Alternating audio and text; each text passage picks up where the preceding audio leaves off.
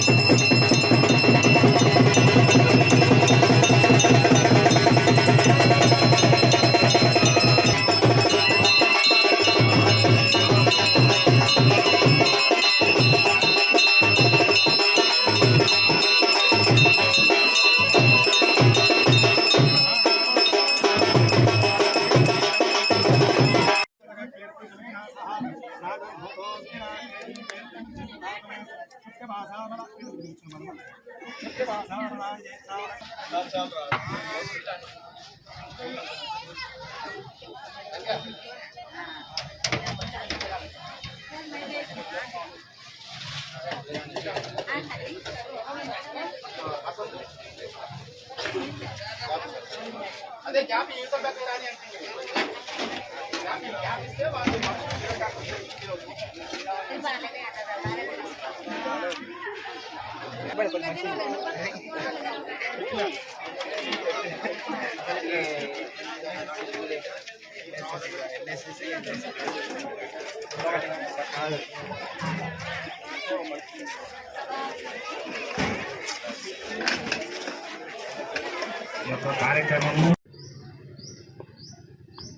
వాడపల్లి గ్రామంలో దామర్చెల్ల మండలం నల్గొండ జిల్లా 2012 నుండి అమ్మవారి కళ్యాణ మహోత్సవ అన్నదాన కార్యక్రమం గ్రామ పెద్దలు, భక్తులు, బంధువులు, దాతలు సహాయ సహకారంతో 5,000 మందికి వంట అన్నదాన కార్యక్రమం ఏర్పాటు చేయడం జరుగుతుంది.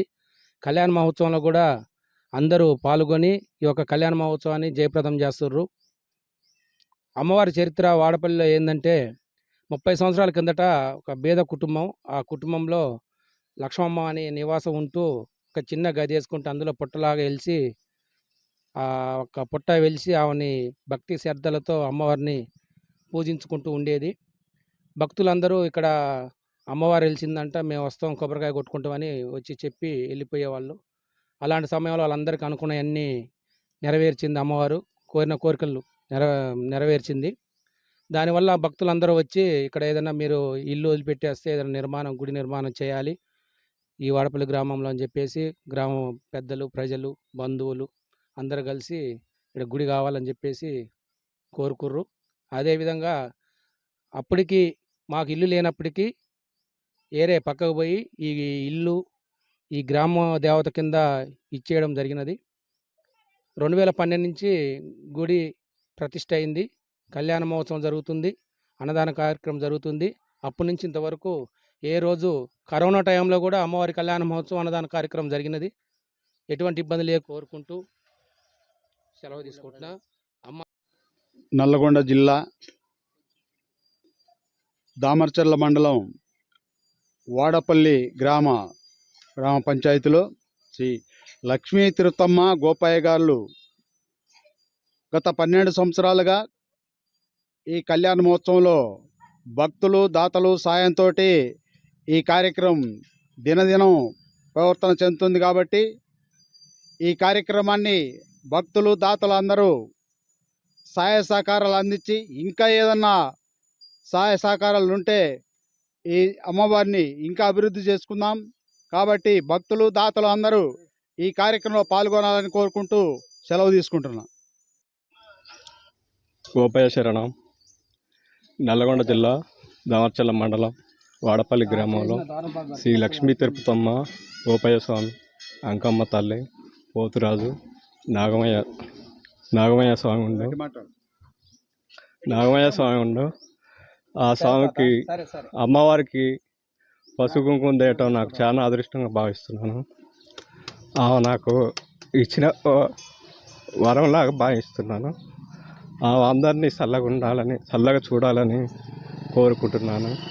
ఇంకా ఈ దేవాలయం ఇంకా ప్రతిష్ఠ చెందాలని మనస్ఫూర్తిగా కోరుకుంటున్నాను. వాడపల్లిలో వెలిసినటువంటి లక్ష్మీ తిరుపతమ్మ గోపయ్య ప్రతి సంవత్సరం కళ్యాణం జరుగు కార్యక్రమంకు బేగా నాగేశ్వరరావు గారు దీనికి ఎంతో కృషి సహకారాలు చేస్తున్నారు. దాంతోపాటు మిగతా ప్రతి ఒక్కరు కూడా సహాయ సహకారాలు అందించాలని కోరుకుంటున్నాను. జర మన ఎమ్మెల్యేల ఎంపీ సారథ్యంలో దాని గుడికి కొంత డెవలప్మెంట్ అనేది ఒక పేరు ప్రఖ్యాతిగా శివాలయ నరసింహ గుడి ఏ విధంగా ఉన్నాయో అలాంటి ఒక ప్రఖ్యాతి చెందని తీర్చిదిద్దాలని కోరుకుంటున్నాను. మండలం వాడపల్లి గ్రామంలో గత కొన్ని సంవత్సరాల క్రితం 15 సంవత్సరాల క్రితం లక్ష్మీ తిరుపతమ్మ వెళ్ళడం జరిగింది.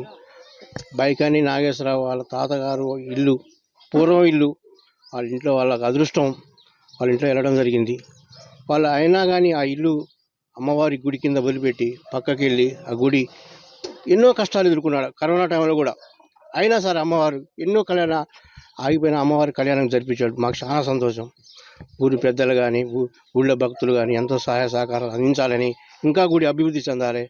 మన నియోజకవర్గ ఎమ్మెల్యే గారు కానీ మన నియోజకవర్గ ఎంపీ గారు కానీ కొంచెం దీని యొక్క గురించి ఆలోచించి దీనికి హెల్ప్ చేయాలని నేను కోరుకుంటున్నాను.